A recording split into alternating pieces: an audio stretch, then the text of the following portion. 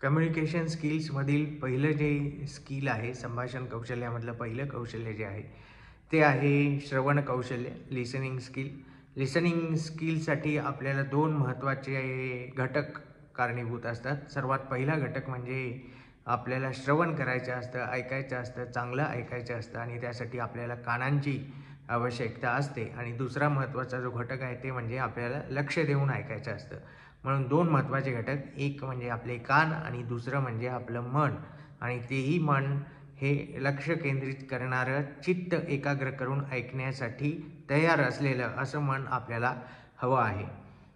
आणि या दोन्हीसाठी काय आपल्याला करावं लागेल त्याचा विचार आपण या ठिकाणी करणार आहोत. तेही एका छोट्याशा उदाहरणाच्या माध्यमातून आपण जाणून घेऊया. आपण असं पाहतो की एखादी गोष्ट आपण लहान मुलाला जर करायला सांगितली तर तो मुलगा, ते जे लहान मूल आहे ते चटकन करतं. कारण त्याच्यामध्ये ग्रास्प करण्याची जी शक्ती आहे ती वयस्क पुरुषांच्या किंवा वयस्क लोकांपेक्षा अधिक असते असं आपण मानतो आणि ते सिद्ध पण झालेलं आहे. ह्या पाठीमागचं नेमकं कारण काय आहे तर त्याचं असलेलं मन हे त्या पाठीमागचं मुख्य कारण आहे. आता मनाचा परिणाम इतका आपल्या ऐकण्यावर होतो का तर हो, 100% आपल्या मनाचा जो परिणाम आहे तो परिणाम आपल्या ऐकण्यावर, आपल्या आचरणावर आणि एकंदरीतच आपल्या संपूर्ण शरीराला चालवणारी जर कोणता महत्त्वाचा घटक असेल तर तो म्हणजे आपलं मन आहे. हे श्रीकृष्णाने पण सांगितलेलं आहे अर्जुनाला, जो गीतेचा उपदेश केला त्यामध्येच सांगितलेलं आहे. आणि सर्वात अवघड जर काही असेल तर ते म्हणजे या मनाला आपल्याला कंट्रोल करता आलं पाहिजे, त्याच्यावर आपल्याला ताबा मिळवता आला पाहिजे. आणि आपल्या सगळ्या इंद्रियांवर राज्य करणारा जर कोणता घटक असेल तर ते म्हणजे आपलं मन आहे.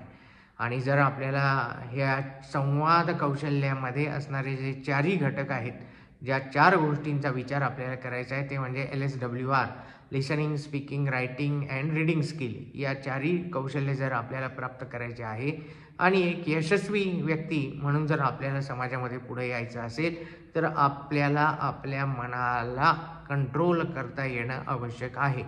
आणि मग त्यासाठी काय करायचं आहे तर त्यासाठी अष्टांग योग जो पतंजली गुरुजींनी सांगितलेला आहे तो करणं गरजेचं आहे. आता योगाच्या संदर्भामध्ये ज्यावेळेस आपण चर्चा करू त्यावेळेस आपल्याला साधारणतः प्राणायाम, त्याच्याच संदर्भामध्ये आणि काही शरीरांच्या कृती याच्याच संदर्भापुरता योग मर्यादित राहिलेला आहे. असं एक स्वरूप आहे, असं एक चित्र आहे सगळीकडे पाहताना दिसतं आहे आपल्याला. परंतु साधारणतः योग हा, अष्टांग योग हा पतंजली गुरुजींनी सांगितलेला आहे, महर्षी पतंजलींनी सांगितलेला आहे. तो अष्टांग योग कोणता तर यम, नियम, आहार, आसन, ध्यान, धारणा, समाधी, म्हणजे यमापासून सुरुवात होते आणि समाधीपर्यंत त्याचा शेवट होतो. आणि मग ह्या सगळ्या अष्टांग योगाचा सुद्धा चर्चा आपण पुढील एका व्हिडिओमध्ये करूया. आजच्या संदर्भामध्ये आपण आपल्या मनाला संतुलित ठेवणे, त्याला एकाग्र करणं हे फार गरजेचं आहे. तर मगाशी आपण जी चर्चा करत होतो ती एका लहान मुलाच्या संदर्भामध्ये चर्चा करत होतो. जर एखाद्या लहान मुलाला आपण तसं सांगितलं, कुठली सूचना दिली तर पटकन त्याचं अनुकरण होतं.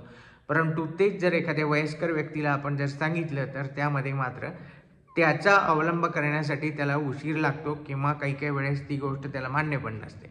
मग हे असं का आहे तर त्या व्यक्तीच्या मनावर झालेले जे संस्कार आहे त्या संस्कारानुसार ती सगळी प्रक्रिया घडत असते आणि एका विचारांवर आपण येऊन पोहोचतो आणि त्याच्यानंतर आपण निष्कर्षाप्रती येऊन ती काम मला करायचं आहे अथवा करायचं नाही याचा निर्णय आपण करत असतो.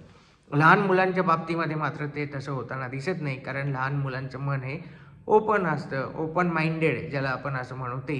कारण त्याच्यावर त्यापर्यंत कुठल्याही प्रकारचे संस्कार झालेले नसतात, विकार त्याच्या मनामध्ये उत्पन्न झालेले नसतात आणि त्याच्यामध्ये तितकी ॲक्सेप्टेबिलिटी त्याच्या मनामध्ये असते, तितकी गुणग्राहकता त्या मनामध्ये शिल्लक असते. म्हणून मग ते मन ते ॲक्सेप्ट करण्यासाठी तयार होत असतं आणि त्यानुसार ती कृती घडत असते. परंतु वयस्कर माणसाच्या बाबतीमध्ये मात्र असं होताना दिसत नाही. कारण त्याच्या मनावर वेगवेगळ्या प्रकारचे संस्कार झालेले असतात, अनुभव आलेले असतात आणि त्या अनुभवावरनं आपण सगळेजण शिकत असतो आणि म्हणून मग ही सगळी प्रक्रिया घडत असते. आणि हे जर आपल्याला चांगल्या पद्धतीने साध्य करायचं असेल तर ह्यासाठी नेमकं काय केलं पाहिजे, तर आपलं मन हे अधिक रिक्त असलं पाहिजे, ओपन असलं पाहिजे. इतर लोकांना ॲक्सेप्ट करायची आपल्याकडे शक्ती असली पाहिजे किंवा तशी आपली कुवत झाली पाहिजे, तेवढी कॅपॅसिटी आपली डेव्हलप झाली पाहिजे. आणि म्हणून मग त्या दृष्टीने काय करता येऊ शकेल, तर ध्यान करणे आणि आपल्या मनाला स्थिर ठेवणे, संयमित ठेवणे हे आवश्यक आहे. मग असं म्हटलं जातं ध्यानासाठी सकाळचीच वेळ प्रामुख्याने निवडली जाते. त्याच्या पाठीमागचं कारणही तसंच आहे. कारण ज्यावेळेस आपण रात्री झोपतो त्यावेळेस आपले मनामध्ये असलेले विचार जे आहेत ते विचार पूर्णपणे संपलेले असतात आणि सकाळी ज्यावेळेस आपण उठतो अर्ली इन द मॉर्निंग, सकाळी आपण उठल्यानंतर, पहाटे उठल्यानंतर आपलं मन हे संयमित झालेलं असतं, शांत झालेलं असतं. त्यामध्ये कुठल्याही प्रकारचे विचार आणि विकार उत्पन्न झालेले नसतात. आणि अशा वेळेस जर आपण आपल्या मनाला संयमित ठेवण्याचा प्रयत्न केला तर निश्चितपणे आपण यशस्वी होऊ शकतो आणि आपल्याला जे त्या कालावधीमध्ये काम करायचं आहे ते अधिक एकाग्रतेने, अधिक तीव्रतेने करता येते. आणि म्हणून त्यामुळे असं म्हटलं जातं की सकाळी जर आपण अभ्यास केला, मनन केलं, वाचन केलं, चिंतन केलं तर त्याचे चांगले सकारात्मक परिणाम हे आपल्याला पाहायला मिळतात. आणि म्हणून त्यामुळे सकाळी लवकर उठून जर विद्यार्थ्यांनी अभ्यास केला, चिंतन केलं, मनन केलं तर त्याचे चांगले परिणाम हे लवकर आपल्याला दिसून येतात इतर वेळाच्या तुलनेमध्ये. आणि इतर वेळांमध्ये ज्यावेळेस आपण अभ्यास करतो किंवा कुठलंही काम करतो त्यावेळेस साधारणतः अशी एक प्रोसिजर असली पाहिजे किंवा SOP, स्टँडर्ड ऑपरेटिंग प्रोसिजर, आपल्याला सुद्धा आपल्या मनाला इन्स्ट्रक्शन्स जे आपण देतो त्यानुसार सर्वात पहिले कुठलेही काम करत असताना 5 मिनिटं शांत बसणे आणि मग त्यानुसार जर आपण ते आपल्या कामाची, कार्याची, अभ्यासाची जर सुरुवात केली तर निश्चितपणे त्याही वेळेस आपल्याला अधिक चांगल्या पद्धतीने आपण ते समजून घेऊ शकतो. आणि म्हणून त्यासाठी कुठलंही काम करत असताना पहिले स्तब्ध होणे, शांत होणे, संयमित होणे आणि मग नंतर कामाला सुरुवात करणे, हा जर नियम आपण पाळला तर निश्चितपणे आपल्याला जे काम करायचं आहे त्या कामामध्ये आपल्याला यशस्वीता प्राप्त करता येते. त्यामुळे आपलं जे पहिलं कौशल्य आपल्याला शिकायचं आहे ते म्हणजे लिसनिंग स्किल्स. तर या लिसनिंग स्किलसाठी आवश्यक आता तर इतके इलेक्ट्रॉनिक्स माध्यमामुळे इतक्या सगळ्या संधी आपल्याला उपलब्ध झाल्या आहेत की ज्याच्या माध्यमातून आपण चांगलं ऐकू शकतो. फेसबुकवर, सोशल मीडियावर, व्हॉट्सॲपवर आणि एकंदरीतच या इलेक्ट्रॉनिक्स माध्यमांमुळे आज आपल्याला चांगल्या प्रकारचे धडे, चांगल्या गोष्टी, चांगल्या कविता ऐकता येतात. त्या जर आपण ऐकल्या, श्रवण केलं, मनन केलं, वाचन केलं, चिंतन केलं तर निश्चितपणे आपणही ते जे लिसनिंग स्किल आहे, श्रवण कौशल्य आहे, त्या श्रवण कौशल्यामध्ये आपल्याला गतिमानता अधिक प्राप्त होऊ शकते.